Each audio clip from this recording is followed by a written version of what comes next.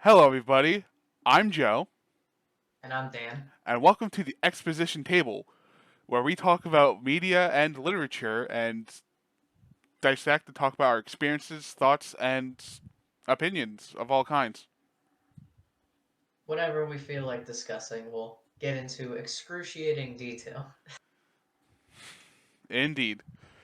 And today, we are talking about a very special video game console, But Nintendo 60? the Nintendo 64. The Ultra Yeah, 64 for those that are in the know. for those that exist in the year 1994. Hey, that's where I'm from. Yeah, that's true. So yeah, I guess let's just give our kind of general feelings on console. For me, the N64 is definitely a console that I can respect the historical relevance, and I definitely have a lot of experience playing. But for me, it's just not really a console I think has enough to really sustain itself as a viable library. There's just it it's a few too many diamonds in the rough and not a lot of like it doesn't have a jack of all trades. It's very specialized. Yeah, I'd generally say it's a pretty mediocre roster overall, buoyed by some really solid games. Like, A bit conversational point with the system is often the old can you name five good games on the system that are not made by Nintendo or Rare? yeah, and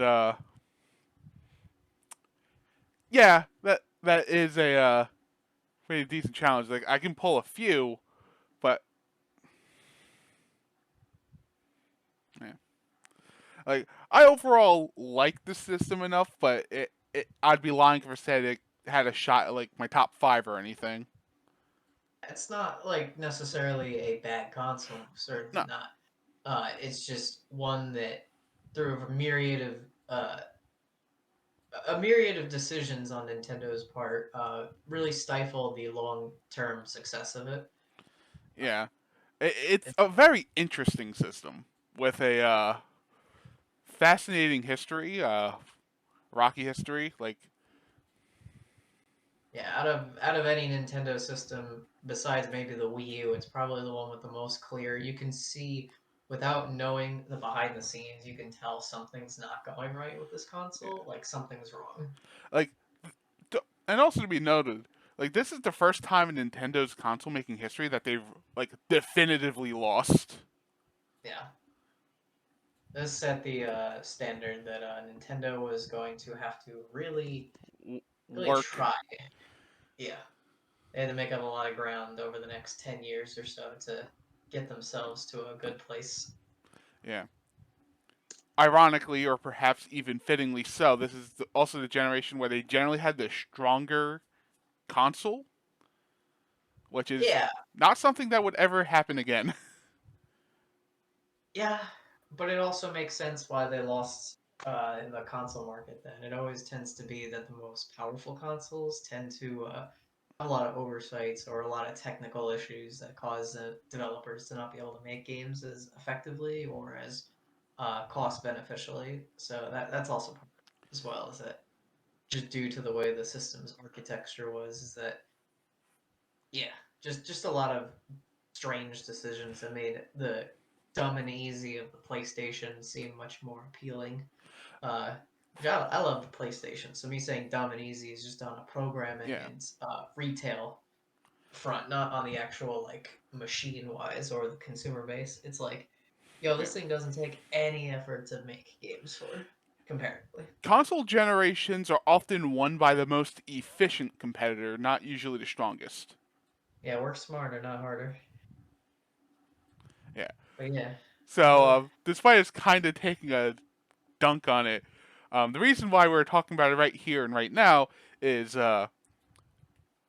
as Nintendo's been slowly rolling out some of our favorite N64 games on their service, I figured this would probably be the best time I'm going to get for a long time to really talk about this system. yeah, they released basically every notable game at this point, minus a few exceptions. But with that last Yeah. batch, they really kind of knocked most of the big ones out of the park. So Yeah. it's gonna be a drip feed going forward. But yeah, when did you get your 64, Jeff? Pretty much, it was around when I was old enough to even play it. Which would be when for the audience that doesn't Like, know you? way back in like '96 or '7. Yeah, so like right when the console came out. So you got to pick between Super Mario 64 and Pilot Wings. And maybe if you were lucky in 2 months, you could pick Star Wars. Yeah. What was it, Shadows of the Empire? I think it's the third N64. Yeah, I think that's the one. We're gonna seem like complete failures if we can't even get the correct games listed for. If we can't even figure out the third game released on the console. Uh, see if I can find the date. Shadow of the Empire. So All right. yeah, All right. yeah, We were right, just not confident. yeah. No. For me, I got my N64 quite a few years later, to the point where I wouldn't really call it retro. I mean, it was kind of retro, but it kind of just was more old at that point. I think I got mine, I'd say like 2000, between 2007 to 2009. I was just start.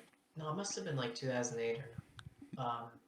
I either got it right before or right after getting the Super Nintendo, because this is when I was getting into my retro game phase for the first time. Um, for context, I kind of missed like the current console gen, starting like the PS3 360 era almost entirely, because I was in a huge retro gaming phase Yeah. thanks to like online video reviewers. So for me, the N64 was like a cool retro throwback. So I got that, Yeah. yeah, when I was like 12 or 13 or so, Yeah. and The the scored N6. all the big titles. Yeah. The N64 was circling around. Was like approaching retro at that point. It was at the point where like cartridge-based systems and like early polygonal games could be construed as retro. I think Yeah. by that point it was retro, just not like retro. Like NES and Super Nintendo were kind of in vogue at that time, and that was still around the time when anyone cared about pre-NES games like Atari and Coleco. Yeah. So Uh, but yeah, so I was able to score a lot of really good games. It was actually like one of the last like really cool Christmas presents that I got from my grandfather. It was very sort of memorable in that regard. And there's more Fascinating. story behind that, so I'm not gonna bore with that. But yeah, it's kind of sentimental in that regard. Uh, Nice. it's funny that we're talking about how the N64 online games kind of inspired us to talk about this when I think my N64 came bundled with all three Mario parties, was how I got it. So that kind of just Yeah. fits. Like, I don't think I had any other. Maybe I had a copy of Mario 64, but I know for a fact I had two. Mario Party 2 and 3 were absolutely bundled with that N64 I got. Yeah. Yeah. So it's fitting that it kind of comes full circle in that regard, since those just got announced for 64 online. Yeah. Um. So should we talk about what some of our favorite N64 games are? As in, I Well, guess we take like the pool of the 2 dozen just talk N64. about just talk about whatever ones we like. Um, just whatever you want to talk about. Any games that are like, yo, this game's lit or this game's All right. mediocre. Well. Let's start out with the number one Rugrats in Paris. I played that on the PS1, so I can't speak on the N64 version, but being it's the N64 version, it probably did not have enough voice acting and probably used still frames for the cutscenes. Uh, that game has a weirdly engrossing overworld Yeah. when you're like a 3-year-old, but other than being a bunch of mediocre mini games, it's a nostalgia game, but not a good game. But anyway, Joe, if you want to talk about your game, so I don't think you can beat Rugrats in Paris. All right. Well, if we're talking about novelty nostalgia games that aren't of like the big 20 or 15 N64 games, We're just talking. you know, We're just talking. I grew up with with a fascination with Glover. Yeah, that's why I have a copy in my house. Like Billy Hatcher 0.5 is a very memorable game. Yeah, Glover's really fascinating. It's a very weird game to sort of play. It's definitely one that I kind of wish I had a little more time to like devote because I feel like it's one of those very Sonic-esque, Yeah. or as you're saying, Billy Hatcher-esque, where it's like if you can get the physics and momentum going, it's like a great time. Like funny because like the first thing you think, well, I think of when I think of Glover is just the desolate, hellish wasteland that you the game opens up with. You know, speaking of a circular, desolate, hellish wasteland that your game starts out in, which is contrasting to the bright, cheery overtones, it's a good time to talk about Conker's Bad Fur Day. All right, so Conquer, like honestly, might be like my fourth favorite N64 game. Like it's a game that, despite its bumps and edges, and not the writing kind of edges, like it's a game I have an immense amount of respect for. Honestly, I very much appreciate Conker's Bad Fur Day as a piece of fiction. I think after playing through, I do like I've played it a few times, and I do enjoy the game, but I certainly think I just enjoy the story a little bit more. I think on a technical level, that game is ridiculously impressive that they could fit all that voice acting on an yeah, N64 cartridge.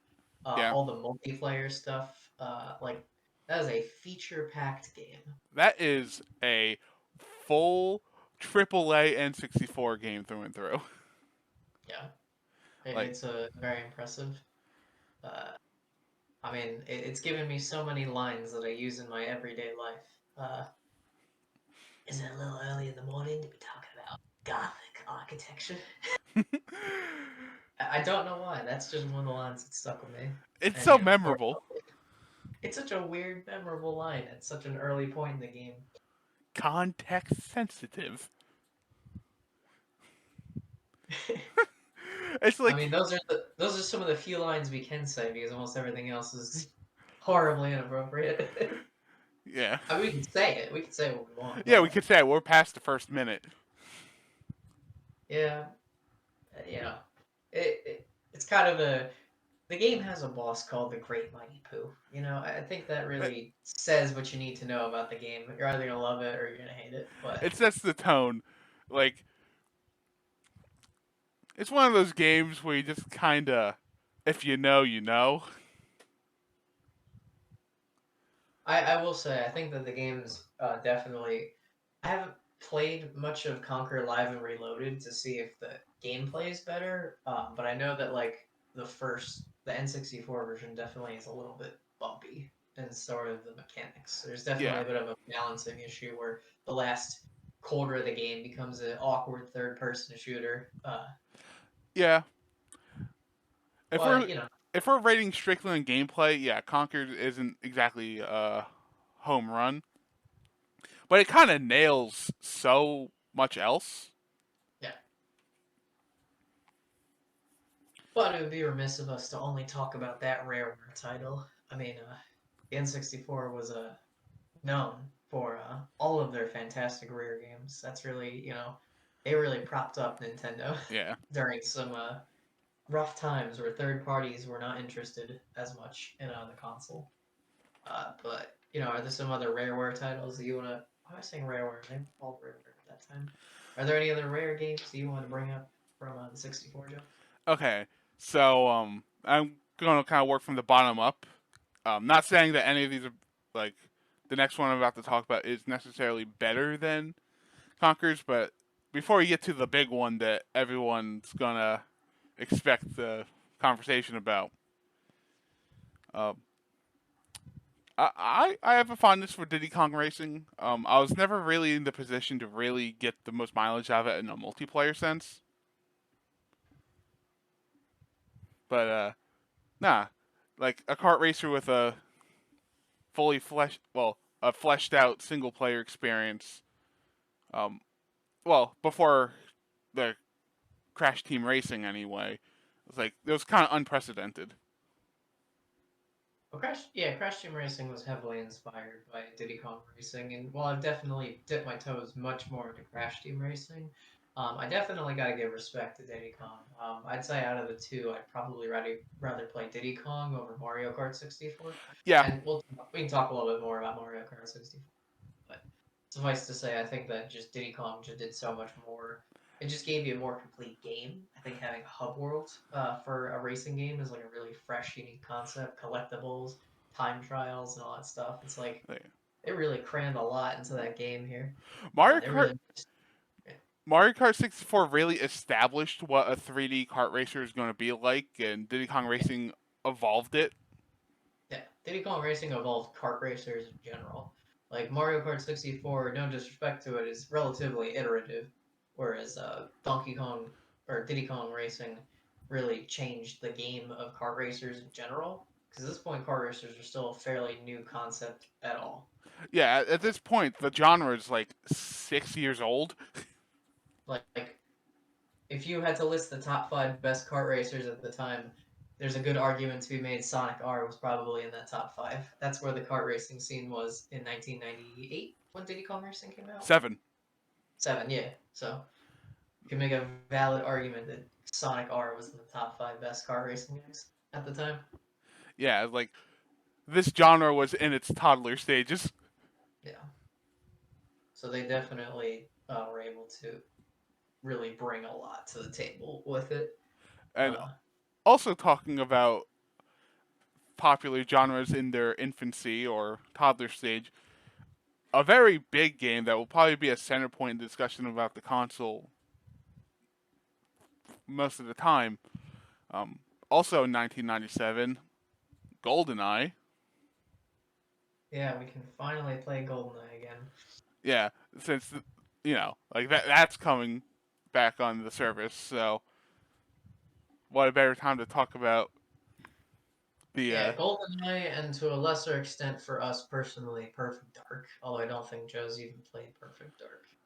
I played a little bit of it growing up, but I don't have enough of an experience with it to really say much about it other than I think it looks neat. Yeah, GoldenEye is. We're not really FPS gamers, so first of No. all, it's not a genre we're the biggest into, and this is pre twin stick. I mean, okay, you could technically use twin stick if you had two controllers, but like Come in on. '97, how many were your parents gonna buy you two controllers just for you? You look like a jackwagon playing like that. uh, but no, GoldenEye, GoldenEye set a standard in the industry, and while it's very important to recognize that, and I hope that the well, I don't want to call it remaster, but like the N64 online version and the Xbox, well, I guess that's an actual remaster. I Yeah. hope those new versions really provide the quality, like a little bit of an improvement, because I know that Perfect Dark's remaster did fix the controls substantially on Xbox, so I would like to hope that they could put that in on the GoldenEye port because again, while the game is very important, actually going and playing it is a It's little rough. too cumbersome to kind of get used to. I feel. Unfortunately, the industry has moved so far beyond that it really does feel a tad archaic to Yeah, play. it's like FPS on consoles really got their big start with like Halo. Yeah, Halo, Half Life, a Well, couple years away. yeah, like Half on Life came out on PC, like PS2. Half Life came out on PS2 and had a canceled yeah, Dreamcast port. all right, I mean, Doom was there, but that was a different kind of FPS, and that was still using sprite based. So yeah, it was a different breed. Like this is yeah, kind of the point where like I don't know, outside of like Quake, like this is where FPSs started to become known for their multiplayer aspects. yeah, GoldenEye was infamous for its multiplayer. Definitely one of those games that spend with, all night with your buds. Yeah, Again, it's mostly speaking sort of anecdotal. I have really very minimal experience with GoldenEye, and again, it's not personally a game that I'm huge on, but I can't overlook how important it is. And from what little I've played of it, I did enjoy Perfect Dark more, which is basically GoldenEye 2 without the James Bond license onto it. Um, yeah. but with cool cyber babe Joanna Dark, which is pretty sweet. Perfect Dark is definitely a franchise I want to try out more. I want to play that Perfect Dark Zero as well. Yeah. Um, mad respect, just I don't have a whole lot to say about it. Yeah. But there's still a lot of rare games. Maybe let's take a break on the rare. We have plenty of ones to come back to. Yeah. Let's hit up a couple of the other more notable titles, I feel. Okay. I don't really know where else I'm gonna put this, but one of the halves of the Super Mario Odyssey DNA, Space Station Silicon Valley. That's a game I grew up with playing a lot. I think I played that at a dentist once, and it was very confusing for like a 4-year-old or something who had no concept of like games like that. That So game was surprisingly high concept at the time. yeah, too high concept for like a 4-year-old or so. Yeah, like So you play as a computer chip and you hop into robotic animals to complete a puzzle platformer.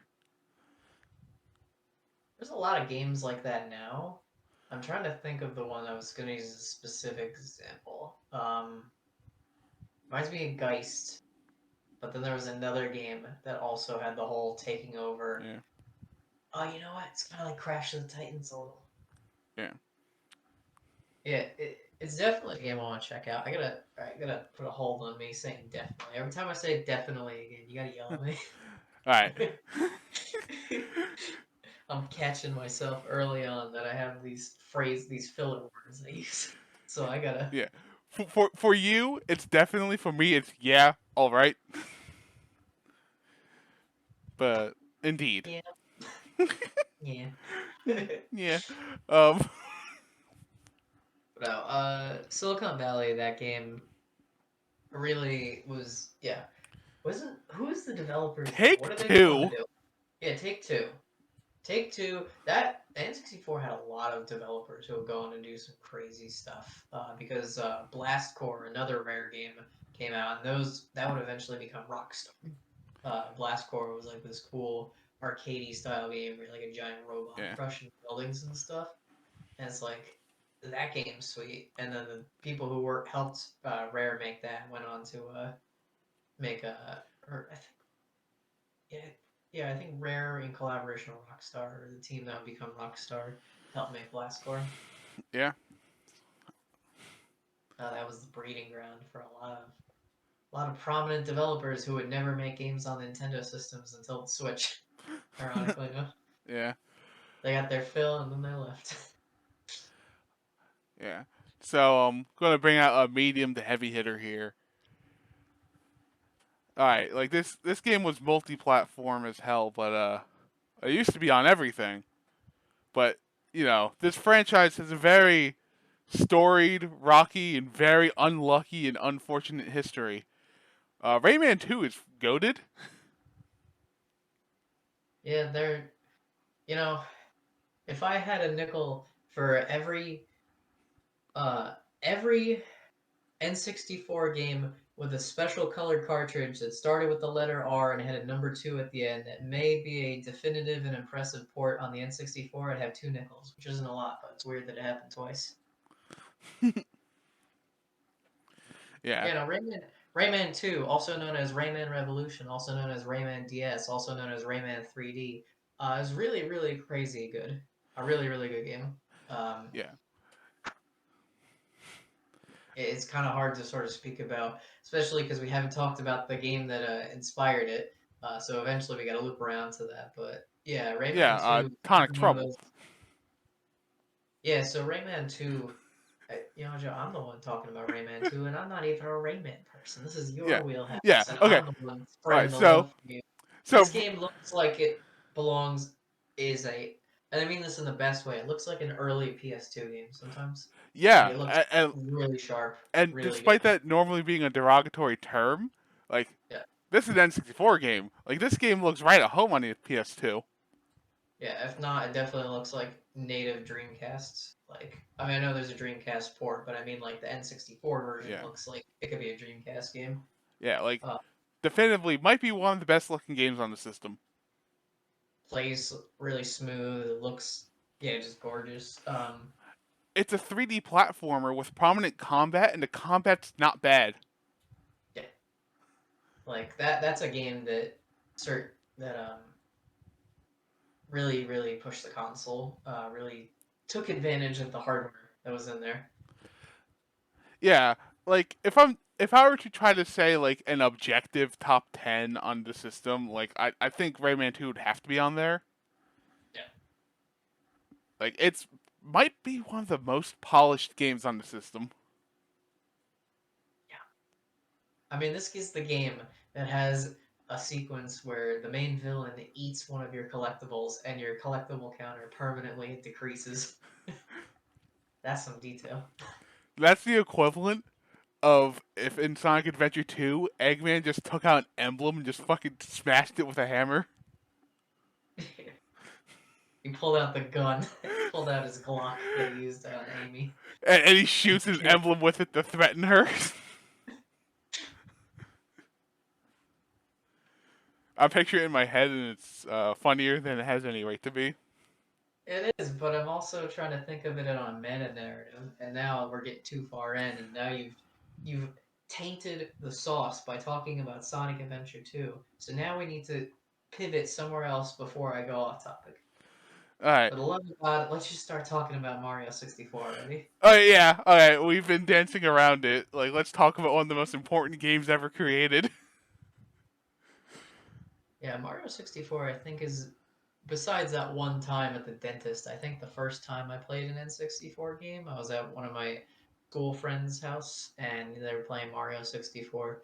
Um, and yeah, I was just so engrossed with it, just in that one instance. And then I played the DS version before I played it on N64. So most of my nostalgia is from Mario 64 DS, but I have played Yeah. through the 64 version at least once or twice. And I mean, Yeah. both versions are good. Can't go wrong with either, honestly. It's what do you say? What do you say about Mario 64 that hasn't been said before? All right. Well, think I'm going to say something that that well was probably said before, but might be semi unique. Is that I don't think Mario 64 is like that high up for me on its as a whole as far as 3D platformers go. But in terms of 3D platformers that are fun just to control, it's up there. There's a reason why so many speedrunners and people just kind of do like cool tricks on it. 4 is not like a game that I'm like, "Ooh, I need to play that right now." But I can't I can't You look can't someone in knock the it. eyes and say I can't look someone in the eyes and say Mario 64 is a bad game. No, I can no, certainly say it's not like my number one favorite Mario 3D platformer, no, and I don't. But I can't say it's bad. I no, can't even say no it's the way. worst 3D Mario game because Mario 3D Land exists. Yeah, it's like this game kind of speaks for itself. Like Yeah. the I amount mean, of quite literally, this is the first time that Mario, this is the first. whatever the heck that game is on the PC, Mario teaches typing or whatever, or people like, oh, actually, that's the first time, Charles. No, shut up. Mario 64 is the first time anyone who actually plays video games heard Mario's voice. Yeah, like I'm sorry that you've watched some YouTube poop back in the late Yeah. 2000s, but this is the game that people will associate with Mario having a voice. Although I do kind of wish we had that prototype Mel Blanc style voice that was in the beta prototypes. I would love an alternate reality upload of that version. Yeah. Uh, Now, speaking of that, I did kind of want to take a moment here to talk about uh, the N64 itself in terms of like some of the history and sort of the weird development stuff yeah. with the console. And I think it's important to talk about Mario 64 because Mario 64 kind of was the basis, not just in terms of game design, but in terms of literal like game engine was the skeleton that a lot of the N64 was based on. We'll get to Ocarina of Time in a second, but Ocarina of Time uses the Mario 64 engine, so it's like two of the biggest games use the same skeletal Yeah. structure, but like Mario 64. was a crazy endeavor for them to release, a crazy amount of work. Seeing it on the N64, it just blew people's minds, and it's Yeah. kind of a shame that like the N64 didn't have more games like that. That a Yeah. lot of the games they wanted to do were originally planned for its successor. I'm sure most of the people listening to this have watched a YouTube video about the N64 For before, so disc they are aware drive. of the disk drive. But it is just kind of impressive how many games were supposed to come out for that wound up having to either get shelved to a regular 64 cartridge or canceled entirely or to the GameCube or in the case of one get turned into a GBA game. How does that happen? The N64's development cycle was honestly, looking back, extremely cursed. Yeah, like halfway into the system, this major expansion that was like gonna be the driving force behind the console, they were like, yeah, no, this isn't, no one's buying this. They tried this three times and it didn't work. You know, the Famicom had the disk system, and that was a temporary stopgap because of Yeah. real world issues with a chip shortage. Then the Super Famicom had this Teleview, and then the ill-fated CD, which add-on, which was eventually became the PlayStation. That they failed two generations in a row to have a successful console stay with a disk system the whole time, And and then then they went for number this, 3. they thought it was gonna work out after refusing discs on the PlayStation and refusing that whole situation. They decided to backpedal a little and be like, we're gonna have hard discs for these, and That didn't that happen. I mean it happened, but it was such a poorly done attempt. There wasn't enough compelling software. They had like Yeah. 8 Mario Paint application studio games, and like it's basically the first instance of DLC on a console. Some of the first DLC ever released. Yes. At least some of the first DLC. It's kind of awe-inspiring how almost incredible the disc drive would have been, but it just didn't pan out the way Yeah, they were because hoping for. if you actually see some of the disk drive stuff, it is an impressive machine. There is some really cool stuff on there. It just never had a chance to actually do anything with it. And the fact that it didn't come out in North America was like the death nail. But yeah, Yeah. so many games were supposed to come out on the disk system that did. You know, again, we're gonna talk about Ocarina of Time. Don't worry. But um, F Zero had much more planned than just the couple racetracks. Animal Crossing, I think, was supposed to be a disc drive game, but had to get converted to a regular cartridge. Pokemon Snap was supposed to be a disc drive game, but had to get converted to a cartridge.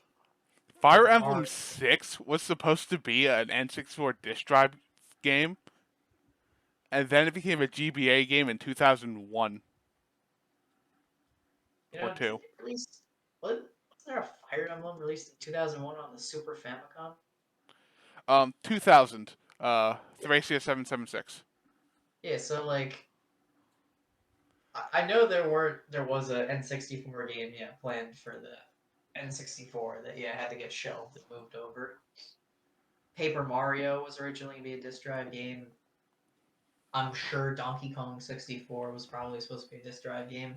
Like most of the second half notable titles were all disc drive games. In fact, Pokemon Stadium was originally supposed to be a bigger game, more like a maybe not full RPG, but they had bigger plans for it that would have used the disc drive, and then once again had to Yeah. scale it all back. This And is the like most of the games we're talking about here that actually came out, like I still think are good games, but like It's clear there were larger ambitions, and what we got was a more compromised experience. And who knows how the N64's reception would be had we gotten some of those ridiculous games. yeah, But what we have is what we have now. yeah. Anyway, we've kind of danced enough times past it. I guess we might as well start talking about Ocarina, and then we'll hit up some of those other games All as right, well, because I'm let's sure we talk have more to about say. perhaps one of the most critically acclaimed games of all time. Ocarina of Time, and yeah, I'm not gonna beat around it. Like I fucking love that game. Ocarina of Time's great. Once again, it's like not one of my absolute favorite Zeldas, but it's the quintessential Zelda game. When you think of Zelda, it's, you know, to its own degree, the template, the most default, experience when you think about it. Um, The amount of games that were inspired by Ocarina of Time, mechanically, conceptually, and just kind of artistically, is kind of dizzying. I mean, this entire industry was influenced by it. I mean, so was by Mario 64, but there's an argument to be made that Ocarina might be more influential on the whole gaming industry. Mario 64 definitely influenced, 3D movement, but in terms of like integrating there and creating, Yeah, overworld style feel and open environment, with compelling narratives and characters, day and night cycles. yeah, Yeah, Ocarina did it all. Like again, it's not even one of my number one favorites, but I do have a lot of respect for Ocarina of Time. Um, like, and I mean, you should. It's Ocarina of Time. yeah. There's no reason not to.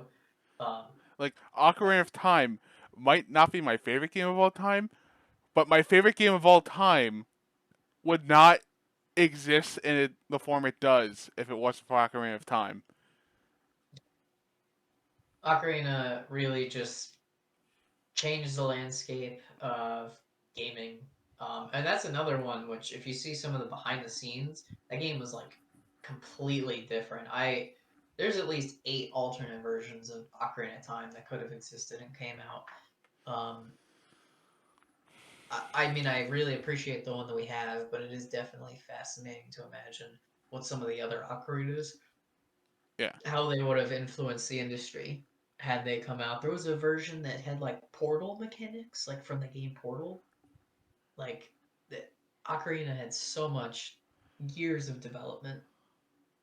Yeah. We did lose the himbo brown hair Link, who looks like the one from the cartoon that was in the original. So that is the one loss. Although I do, in their own right, I think. Well, actually, no. I think it was probably for the best.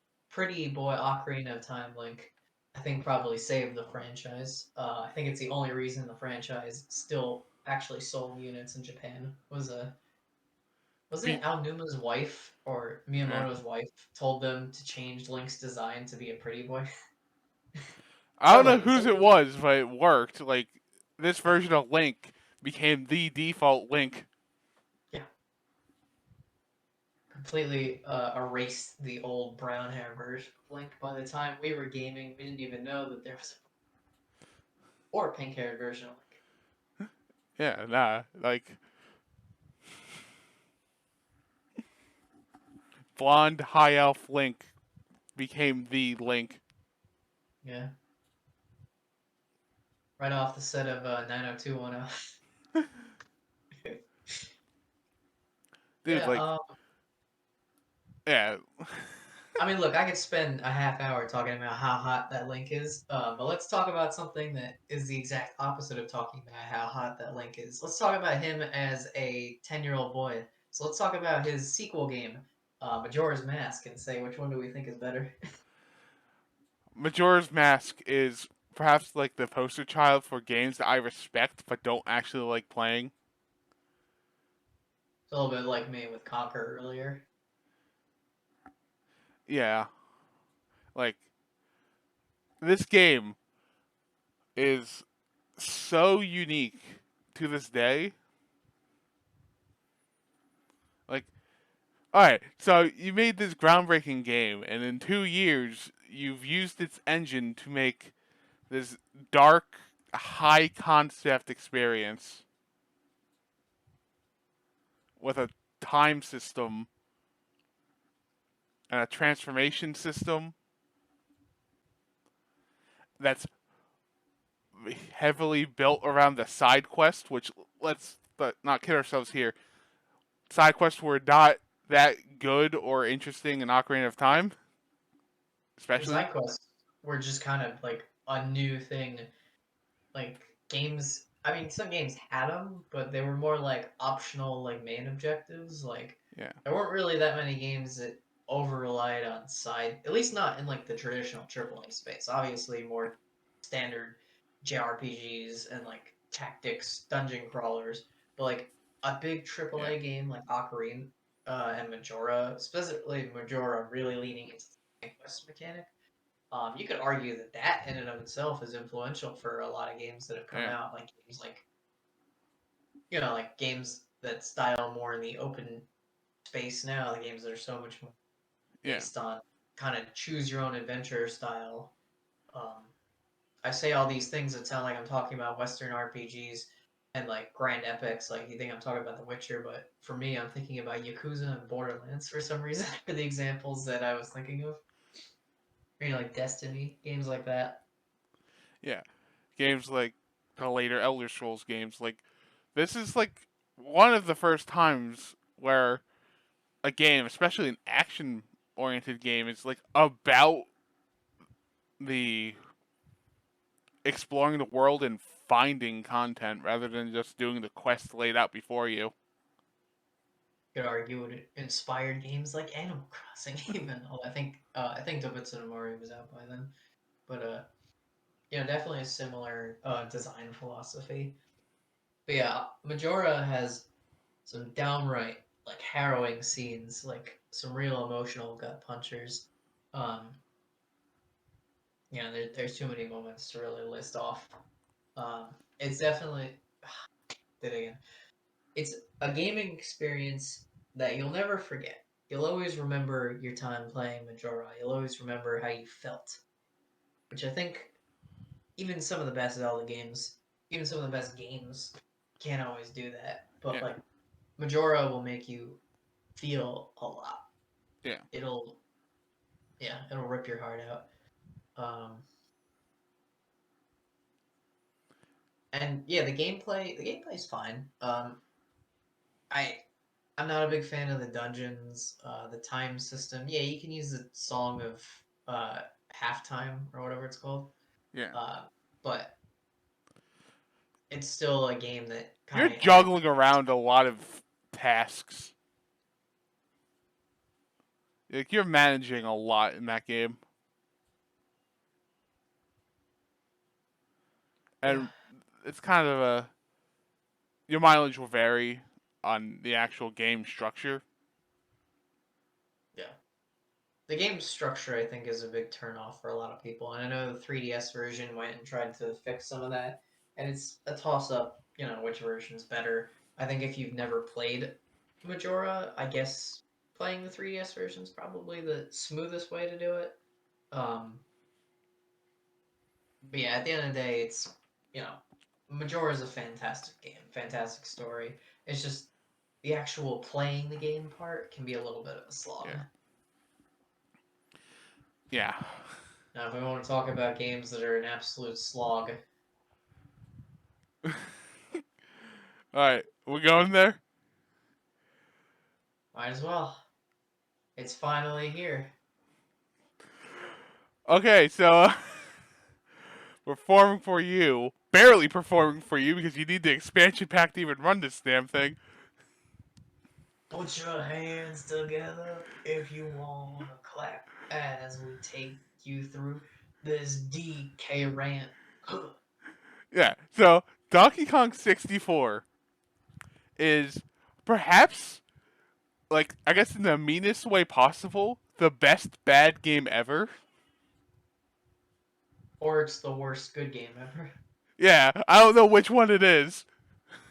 It is the most pinnacle 5 out of 10 gaming experience. Not And that's the because it's thing. mediocre in any regard. It is bad and good at the same time. Yeah, there are so many moments that are actually really good, and then there's so many moments that are straight up miserable. Like, and it sometimes just alternates in the same levels, in the same space of time. You guys have heard the issues about Donkey Kong 64 a plethora of times, but the redundancies, the repetitiveness, The you know, collectibles. The The freaking performance, like the game just kind of chugs sometimes. the act of switching between the Kongs and the backtracking. If any game needed to get a excuse to get ported to the DS or 3DS, maybe it should have been that. Throw Yeah, down a new 3DS and actually get a functional frame rate. Yo, imagine switching the columns on the touchscreen. Damn, that would have been good. yeah. Damn, I'm sad. Why did I say that now? Now I want that. Like, oh man, if I could choose a single game to get a remake, like, yeah, it probably wouldn't be this game. Man, it's a damn good candidate. It's one of those, it definitely could have used it. And I know the Wii U version fixes the frame rate, but that doesn't at the end of the day fix the substantial problems of the This game. is a Because complex game with complex problems. it's a shame because the game in and of itself has a lot of positives, a lot of Yeah, nice changes. it has a fun engine. It has a a delightful tone and art direction. The five characters are actually like fun to control, and if you didn't have to switch between them to grab different colored bananas and do very specific switches, like the pieces are here for like perhaps like one of the greatest games ever made. But if we're talking about games portrayed by their structure, like this is kind of the landmark of that. I think the last thing I can really say about Donkey Kong 64 is that it truly gave me one of the most immersive experiences in one particular element. When you go into the character select, the first four Kongs, they're all boisterous and they're full of enthusiasm and confidence. You know, Donkey, Diddy, Lanky, and Tiny. And you get to Chunky, and he's just there cowering, afraid. He doesn't want to go forward. And that was me. That was me when I realized for the fifth time I was gonna have to go through this level and collect all the green bananas and all the green coins and get all the green bananas. And yeah, Chunky was me. I didn't want to do it. I didn't want to go forward anymore. I was like, for the love of God, do not make me have to do this anymore. You'd almost think that it was intentional. It wasn't. But I truly felt in that moment, I can agree here. This is me, personified on the screen, begging you to not make me play more of this game and not go back out there. Let me stay in the barrel where it's safe and I don't have and I can enjoy the game's aesthetic and world without having to go and experience playing it. Or the dreadful bonus missions that got really hard for some reason. Welcome to bonus stage. Or uh, the fact that you have to beat the arcade game. oh god, yeah, Jetpack and Donkey Kong arcade. My god. I think you have to do it. Yeah, yeah, that's ridiculous. On an N64 D-pad or This an game is N64 psychotic. joystick, it's like This Donkey Kong 64 is unhinged, unleashed. Is probably the best way to describe it. and the only reason why this game turned out like this is because it was just trying to be a better version and a bigger version of something a little bit more enjoyable. So let's cleanse our palate with the strummer banjo a little bit. All right, so like my favorite game on the system is not the most interesting answer, but that's because Banjo Kazooie is like amazing. It is if Mario 64 is a great influential game that changed the game, Banjo Kazooie is the result of that. Yeah. Banjo Kazooie is the con- conglomerate of platforming over the last couple years or so, taking every influence from every other game that had come out. Um, it's just tight. It's just a tight experience. Yeah. The physics feel perfect. The level design is superb. It's Mhm. the right length of time for each world. You can beat each world in like an hour, so it has a breezy, quick pace. Writing is phenomenal. Hilarious dialogue. Memorable characters. Incredible music. Oh god, the music. It And the is. N64 was not like a great machine when it came to like music. Like they were still running off the console rather than CD, which isn't to say that you can't make good music on the sound forward, but they definitely had to work a lot harder to get good music out of the 64. And boy and Uh, howdy, when they did, they did. yeah, they made some absolute bangers on that thing. And that's another game that like was unfortunately hampered by the console it was in slightly. The whole stop and swap thing. Yeah. Although that's more of they were trying to exploit a technical oversight on the console, whereas everyone else was like, "Oh, we gotta downgrade our game." Whereas they were like, "Yo, we're gonna fuck this console up to make this cool gimmick." Whereas they could have just put it in the memory card, you know? They could have just been like, "Yo, buy a $5 memory card, get the one that comes in Mario 64, and just put it on there." Could have just charged. Yeah, I don't know. I don't know why they didn't decide to go with the memory cards, but They whatever. did. Yeah. Point is, though, if the biggest complaint I have about this game is that an extraneous feature that was designed in secret and meant to be used as a pass through between its sequel game that wouldn't be out for another 2 years, that's probably a pretty good mark of the game's quality. Yeah. It's honestly like it's one of those games that you kind of recommend anyone looking to play some of the best games to play. If you're getting an N64 and you don't already have like an Xbox, you're getting Banjo Kazooie. There's no question. Yeah. Now, I figure since you have more experience with it, it's probably best for you to talk about your feelings on Tui. I've only played like maybe an hour of it, so I can't really say much. Banjo-Tooie is a game of such scope, girth, and ambition that is actively hurt by being on the N64. Where does that sound familiar? Like, it's better than DK64. Like, there's a version of this game that runs well. Honestly, it's like Banjo-Tooie is a bigger, more narratively driven game.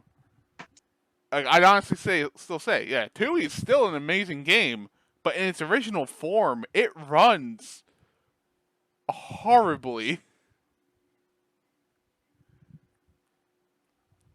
You have a huge open world where levels bleed into each other, like some Dark Souls, Jack and Daxter style structure. Well, you have to use like warp points to get around, like some sort of Metroidvania. Yeah, they were a little overly ambitious. That one, the whole splitting your two characters apart, remarkably somber and dour story for a Banjo Kazooie game. They Which sh- isn't saying that you can't do it, but it just doesn't feel tonally appropriate for the kind of game that they had already been building. And they didn't do it well, I guess, as well. they open up by killing the tutorial character. Well, you just got blasted. But this is Banjo Kazooie, so he's kind of okay. He might be dead, but he's still there. He's he's still still chilling. there. Can't keep me from getting my check in hell.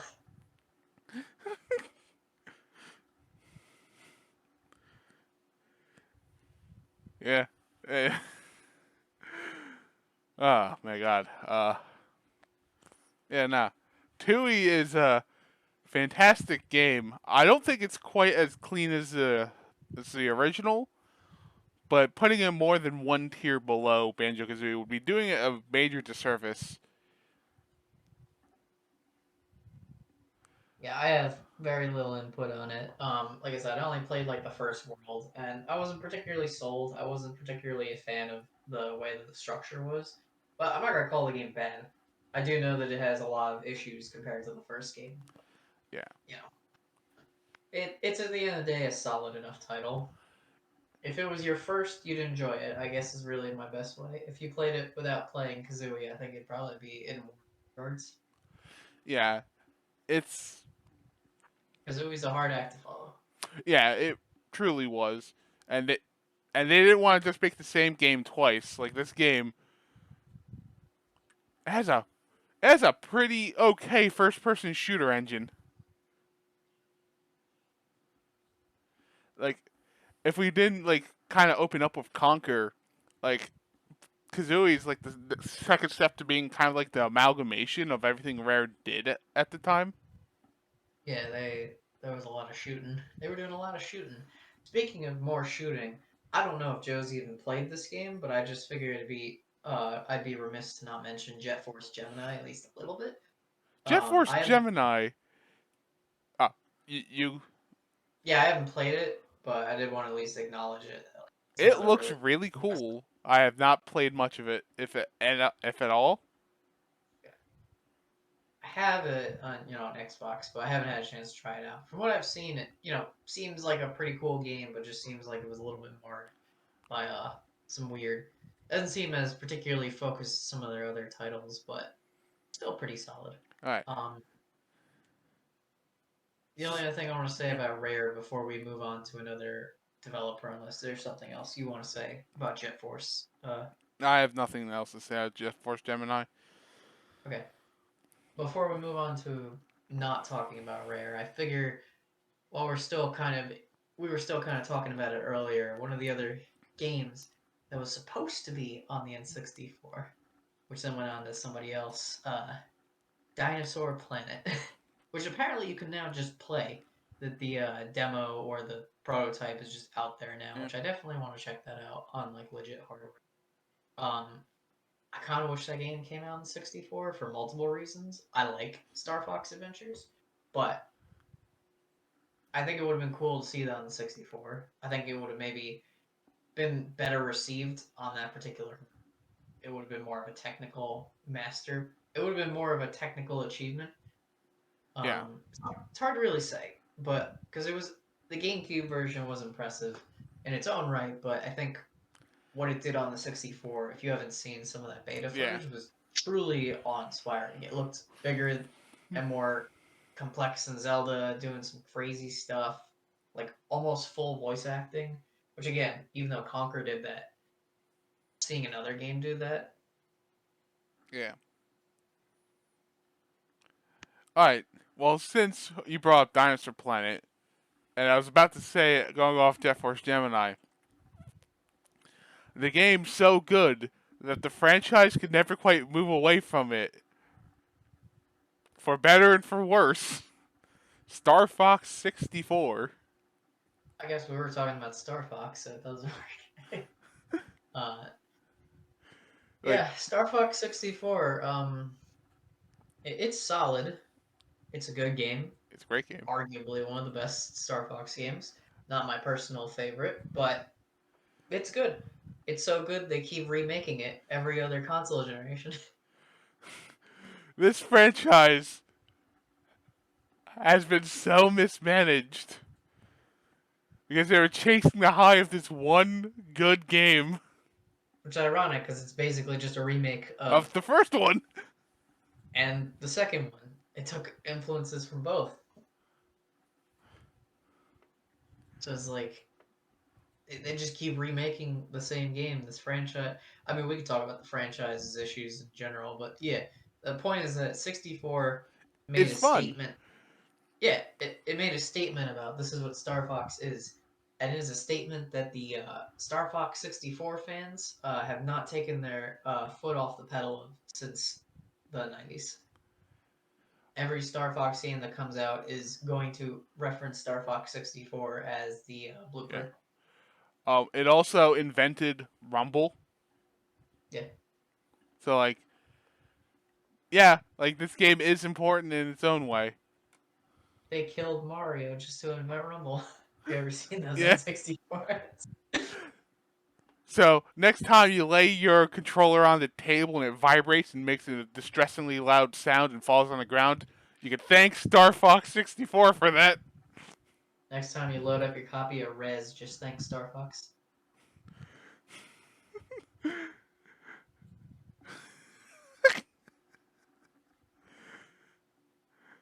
Star Fox 64. Um, I, yeah, solid game. I feel like now's the time to talk about some of the lower budget N64 Nintendo games. Yeah. Some of the sort of cheaper, I don't want to say cash-in games, but there's definitely a repertoire of. I feel like actually, I feel like Nintendo's was doing this quite a bit, where they'd kind of have some dedicated B or C tier franchises that Yeah. they would pump out games for. These can be kind of lightning rounds. Although I guess the one you're gonna actually have something to talk about first, so you can gush about Kirby 64 now. All right. As in Kirby tradition, when a console's about to die, it will drop a Kirby game. Didn't Crystal Shards come out like when did it come out? All right, it was 2000, so not quite at the death knell, but it was late N64. Yeah. Kirby 64 is just a charming experience. It's also one of the best looking N64 games, owing to its art direction. Yeah. Very cute. Yeah, it's a fun time. I love its art direction. I like its soundtrack. It's a game that kind of captivated me. And while it's not like the most technically impressive game to play, it's a game you really can't go wrong with. Like the amount of N64 games that run well is not that high. And this game does what it's doing and doesn't really age. Yeah, no, definitely. I mean, I'm not a big fan of Kirby 64. I don't particularly think that I'm not a big fan of the game feel. And I'm not a big fan of the mixing and matching of powers that you have to I like it. backtrack to. Of the I mean, backtracking part, yeah, I can to agree me with you. that's a to me that's a big hurdle that I particularly don't find very fun. And while other Kirby games have done it before, I think the problem of having to fuse the powers in order to like the fact that power fused powers are blocking off certain collectibles is more the issue. Like if in older Kirby games, if like you didn't have fire, you have to go back and get fire. But Yeah, that's one power, not juggling to fuse two powers. You know, yeah. it's a little bit more of an obnoxious sort of hurdle in the way. Um, I know, but counter argument: Kirby can combine fire and ice and melt himself. I mean, hey, at least the game's over faster, so you. Uh, All right, moving on from that because, yeah. yeah, Uh, moving on from that, talk about somehow just one of the least interesting games on the system. Yoshi's Story. Yoshi's Story. It's a platformer. I grew up with it. I have a pretty strong connection to Yoshi's Story, but I'm not really going to say it's one of the best games or even one of the better games on the system. I find the art style very captivating. I find it like has held up fairly well. Yeah. Um, it looks really good. I'd love to see a remaster of that one. Just like get all the art assets and throw them up. It was a game in the late 90s on a 3D console that committed to being fully 2D, especially on the N64. That was not something that happened a lot.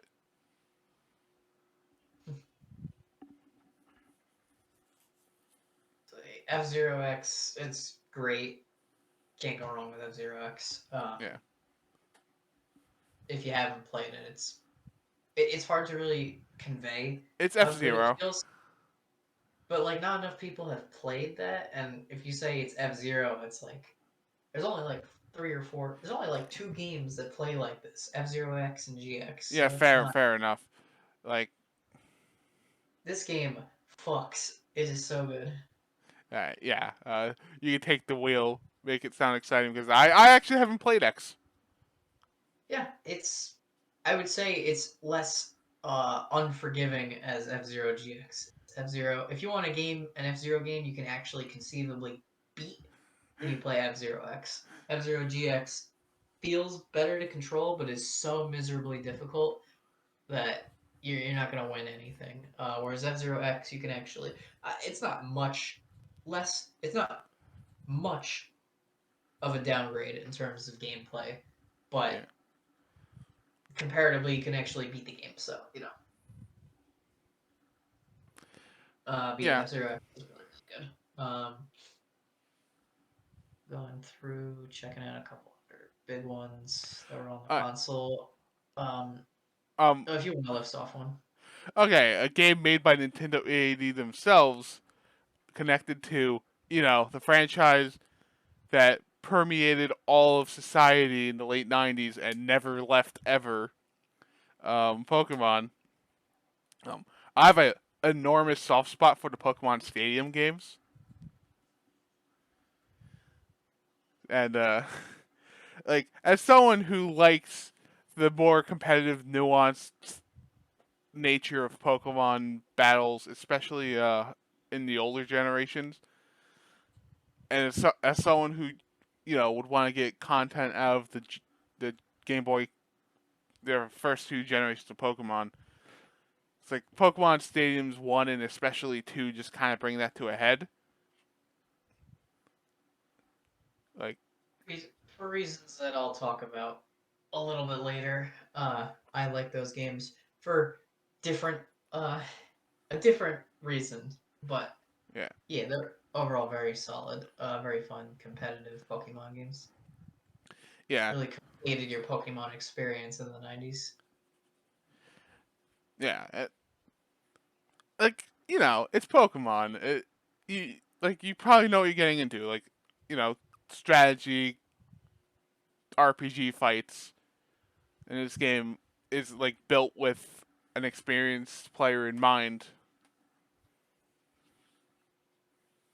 Yeah, it's Yeah. just competitive Pokemon. Yeah. And I think these games are legitimately fun even without the Game Boy connectivity, which is really cool, by the way. I mean, that to a degree did kind of complete the games. It kind of was really the big hook with it. But even on their own, without it, it's still fun enough. Yeah. Real quick, let's hit up. Oh, I did want to add a correction. So, I said Blast Core was made by the developers. It was actually Body Harvest. Ah, Body Harvest plays more like GTA. Blast Core was just Rare. That's how I was getting confused. all right. But I want to fix that clarification. So all the people, all 0 people in the comments can me a new one on that one. Uh, but in order to quench that burning pain in my ass, I'm gonna need to talk to Dr. Mario 64. I have not played Dr. Mario 64, and if I have it, it was a while ago. Dr. Mario on the N64. And you prefer his Dr. Wario and Dr. Metal Wario. It's got like a pop-up book style. Yeah. It was also re-released as Nintendo Puzzle Collection on the GameCube with Yoshi's Cookie and Panel Dipon. All So right. So, not the cleanest transition, but considering how little of this genre has on the system, I think it's time for us to talk about Paper Mario. yeah, I guess so. Talked about a bunch of other good games. Might as well talk about one more. Yeah, like one of the last games on the system, at least one of the last notable games. You know, um, kind yeah, it's just a charming RPG with that really expanded the Mario lore at a time where a lot of this stuff was just kind of getting established. It, Jumping off the it, heels of Super Mario RPG, this is like a Mario RPG without the Square Enix involvement, the Square involvement, yeah. and yeah, no, a great duology of games that it was a part of. They made a Mario game where you actually cared about the characters. They That at the time was a rarity.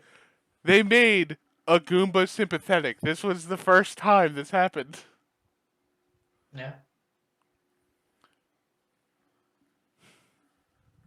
and Yeah, no, there's yeah, really not much you can say about. I mean, there's a lot you can say, but for the sake of time and redundancy, Paper Mario, it created a new style of RPG, or at least heavily expanded on it. You yeah, could argue that, Mario RPG did, but I feel like Paper Mario was enough removed from Mario RPG, whereas yeah. Mario RPG was a turn-based RPG with like time buttons for extra damage, whereas I feel Paper Mario really Was evolved. built around that. It really became a different style of game where the, you know, numbers versus numbers game, like Mario RPG, you can't really win if you don't have good stats. And while you could say the same about Paper Mario, it's more of you have more agency. Yeah, There are fights you can win that you might not be able to that you shouldn't be able to stat wise if you are good enough at the mechanic of timing. yeah. Paper Mario is like a combination of a RPG and like a mini games in a sense because every move had a lot of moves had their own like commands and little things you had to do to make them work. Yeah. The partner system was a pretty novel way to have a two-man party, and while I don't think the original quite had how to do party members right yet, it is still nice to be able to team up with traditionally Mario enemies. And like, yeah, you have a Goomba on your team, you have a Koopa on your team, a Paratroopa, and you get to adventure with them and learn new moves with them. Just a good story, fun, simple adventure, has some of that charm, gives us some of that Bowser humor, gives Peach agency, you know, good things. A lot of this stuff was new at the time. Yeah. Like calling her Peach. Yeah. All right, and talk about the other RPG that I've played on N64, Quest 64, which is very different from Paper Mario in that it's bad. Yeah, no, Quest 64 definitely did not inspire a new subsection of games like Paper Mario did for the Mario and Luigi games, which I adore. But Quest 64 is definitely a video game on the Nintendo 64 that like has a number I think 64 and is a quest. it has a charming art direction. I like the idea of collecting the elements and like building certain ones to play around it. It's just not good. Unfortunate. All right, now let's hit up turbo mode here because we're got a lot more games I want to kind of talk about. Um, Bomberman had two games on here, and they were pretty good. They had exceedingly good music. uh, we forgot to talk about arguably the best game on the console, the best Pokemon game on the console, Pokemon Puzzle League. That game fucks everything. It Yeah, is so good. The soundtrack is so good. The visuals are so good. It is amazing. Puzzle League is a great franchise, and that game is pure crack. yeah. Also, Pokemon Snap exists. Yeah, Pokemon Snap is great. It's another one that went through a development shift. Um, Pokemon Snap, you could argue, was really a point in keeping Pokemon relevant because it was originally meant to be something else, and then it got converted into Pokemon by and was worked on by Nintendo EAD or Nintendo's like main division. Yeah, Uh, so they put a lot of work into that and making that you know really cool. And while it's not my thing, I think it's pretty cool. It's one of the, I mean, you can't lie. It's one of the best first-person shooters on the N64. yeah. Let's see. I mean, obviously, I got to talk about this. So, uh, time to talk about what's, I mentioned it briefly at the beginning. Uh, the Mario Party trilogy. Dear God, I love those games. For me, those are the N64. When I think about N64, like that's like the first thing I will play. Yeah. It's Mario Party 2. Um, Phenomenal games. Just the right amount of BS and the right amount of fun. Great music. A little bit cheaper looking than the traditional Mario games. But that's not really an issue when the games are so fun. Mario Party 2 is obviously the best one of the three. Mario Party 3, I don't like its art style, and it does some things I'm not a big fan of, but at the end of the day, it's a fine game. And Mario Party 1 has aged weird, but it kind of has its own unique charm and how kind of excessively bullshit it is at times. When you want to play the good one, you play Mario Party 2. But the other two are still great. I don't know how controversial it is, so yeah. I mean, you could just forfeit the 10 coins and not burn your hand on the and on Mario Party 1. You know? Yeah, no, I know. I know Mario Party 1 is considered worse than the other two. But, yeah. On that point, I guess the other couple of Mario spin-offs, Mario Tennis, not my number one favorite Mario Tennis game, but Mario Tennis is just a easy bread and butter. You give it to me and I will play it. It is so good. They always feel good to play. They also have Mario Golf. I'm not that big a fan of Mario. I don't really like golf, so I'm not going to play that. Mario Tennis also introduced Waluigi, so it's important for history. Yeah. Did you know they released an N64 Paperboy game? I heard of it. Apparently, really bad. We're not going to talk about it. Um, Now we're starting to chip near the end of the good pile here. There's a couple other more, yeah, because I think now I want to start talking about some of them. Let's talk about very quickly because for Americans, these are games that we're more used to on the GameCube, so we're not really going to talk about them here. But Custom Robo and Animal Crossing debuted on the N64 in Japan, and those games. Okay, Joe will say that Custom Robo is great. I'll say it's all right. And the original Animal Crossing was like amazing, really iconic. Yeah. But, we're Americans. It's basically a footnote because, we didn't. Well, I'm making a footnote here Yeah. because we're already pushing like an hour and a half or something Yeah. here, and we still got to talk about the bad. We still got to talk about our general thoughts on everything. Yeah. We still got to close the book. So, where else to? If I think of some other ones, I don't want to talk too much about multiplats because I could be here for a while, and it would also just be me gushing about Disney licensed games and talking about Tony Hawk and stuff. Yeah. Um, so for a lot of those games, like Mega Man 64, Spider Man, uh, any of the Disney Pixar games, stuff like that, I'm not really going to bring them up at all. I will, however, say though, as we're now going to start talking about the bad games. Um, Power Rangers Lightspeed Rescue is a miserable piece of shit on the N64.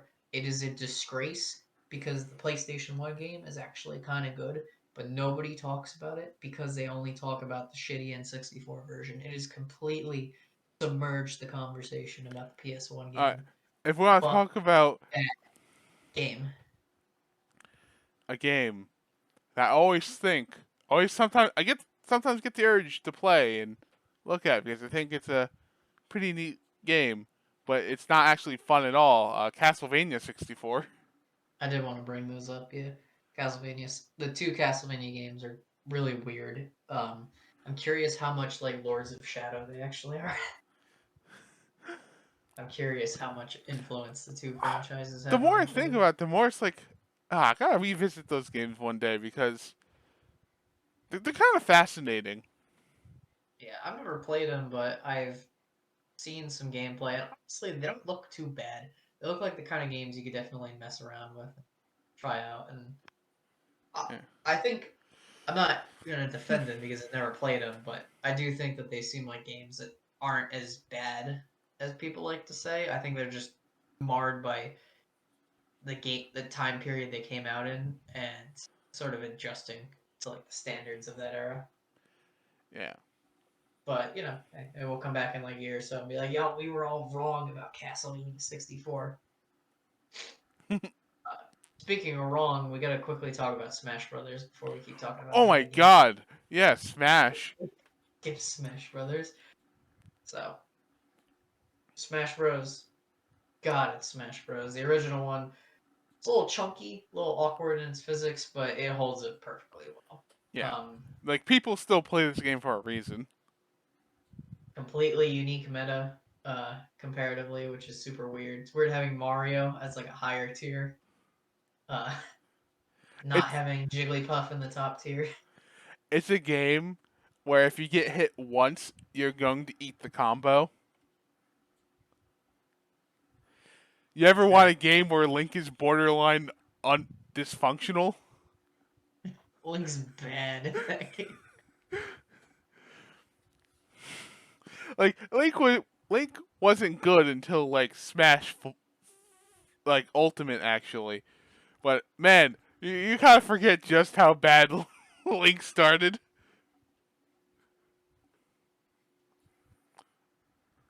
But yeah, a couple other ones on there.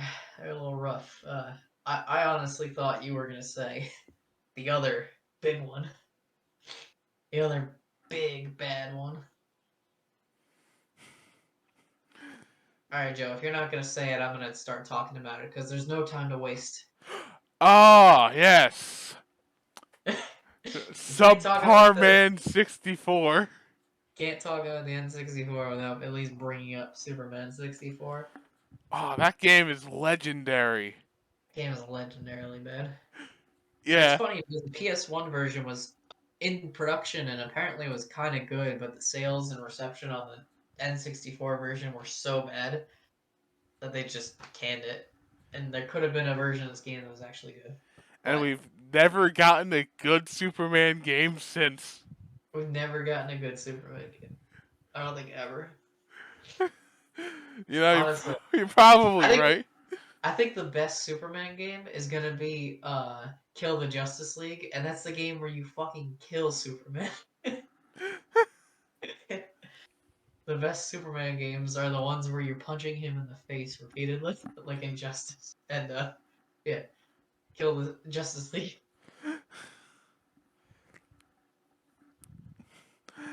Yeah, nah, like the game honestly kind of speaks for itself. It has a charm. It could have been okay.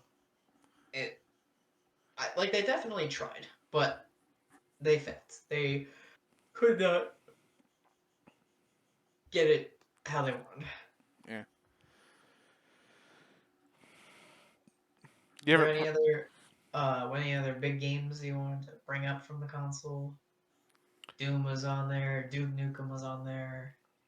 Gauntlet was on there. Oh, Some good stuff. I liked Gauntlet on there. The only Gauntlet game I've played, so I can't really compare it to anything. But it's neat. Played Turok 2 a little bit. I thought it's pretty good. Again, I'm not an FPS guy, and you think that having dinosaurs would make me more compelled, but for whatever reason, it made me less interested. I don't know how that works, but yeah. Starcraft 64, which I think a messy game. I'm not sure. I'm not gonna speak on it like I know. I haven't played it. But yeah, I feel like for the N64, a big part of it is just kind of not what it was, but what it could have been. Yeah. I feel, and there's plenty of games that we're glossing over. A lot of pretty popular games. We haven't played all of them based on the fact that a good chunk of them are like, oh, yeah, I know that game exists. I know that game exists. Sorry, I didn't want to go into a 20-minute rant about Powerpuff Girls Chemical Extraction. Uh, but there's a lot of stuff that got screwed over by development issues, the N64 disk drive, the fact that it wasn't on the PlayStation using discs. Because think of, I think the N64, it's almost as important to talk about what didn't come out on the N64, like Metal Gear Solid and Final Fantasy. Yeah. There's Like, so much that could have been on that system. I'm pretty sure Dragon Quest also came out on Yeah, Dragon PlayStation. Quest 7 was also almost on here. Oh, I have this box that has N64 games in it right by me. Gex 64 is alright. Yeah, Gex is Gex. I have no major opinions on it since I haven't played the Gex games, but Um, it's also multi-plat, so. yeah. There was a South Park first person shooter on this thing. Okay, we're not. Yeah, South Park's a bad game. um, so at this point, I think it's kind of spinning the wheels. Do we have any kind of closing thoughts out on the Alright, 64? Anything we yeah. kind of want to? The N64, weird controller and all. Thing sucks. This is Eh, awful. It is almost a good controller. Like I almost get what they're going for, and it kind of reminds me of the Switch, where it's like, oh, you can play in different configurations, or like the Wii, but it just doesn't make. It's just not. It's not truly comfortable in any form.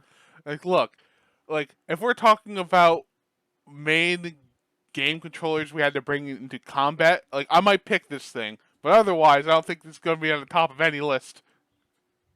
I mean, it's okay in gun mode, which is what I'll call where you're cradling it with your left hand with the finger on the Z trigger and then the right hand over the other hand. And then the Super Nintendo mode, which is, just the D-pad version, because you have to mentally and physically shift your hand in different positions to play different games. The Super Nintendo style mode is frankly miserable, and the gun mode is very awkward.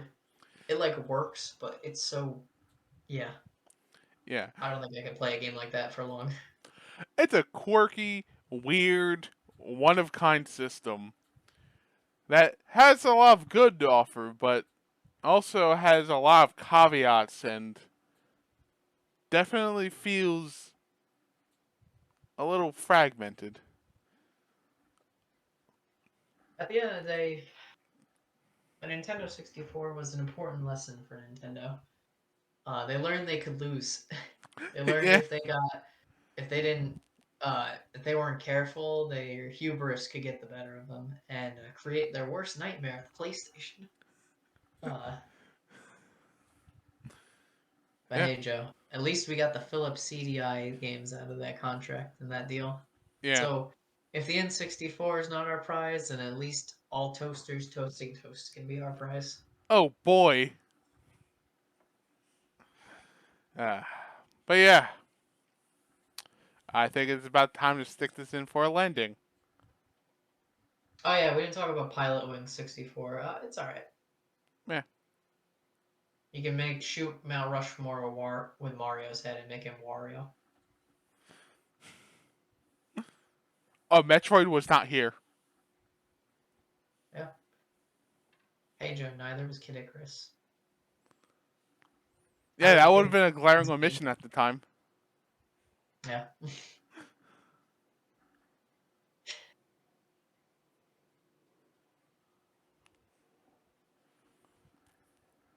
Well, yeah, I think this is it. We hope you guys have enjoyed checking us out. I know this one was a little strangely structured, but we wanted to. It was just something we wanted to talk about, something we wanted to bring to you guys and Yeah. get our feet wet. Yeah. Hey, Hopefully you'll stick around and listen in for future episodes. we hope to see you there back at the table. We'll leave an open chair for you. See you. See ya.